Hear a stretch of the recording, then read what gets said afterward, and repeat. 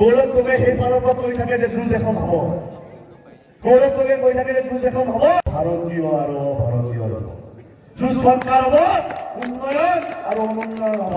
আমি খিলঞ্জীয়াৰ পক্ষত আছো, আমি ভাৰতীয়ৰ পক্ষত আছো। গৌৰৱ গগৈয়ে স্থিতি স্পষ্ট কৰক তেওঁলোকে কাৰ পক্ষত আছে, কংগ্ৰেছ কাৰ পক্ষত আছে।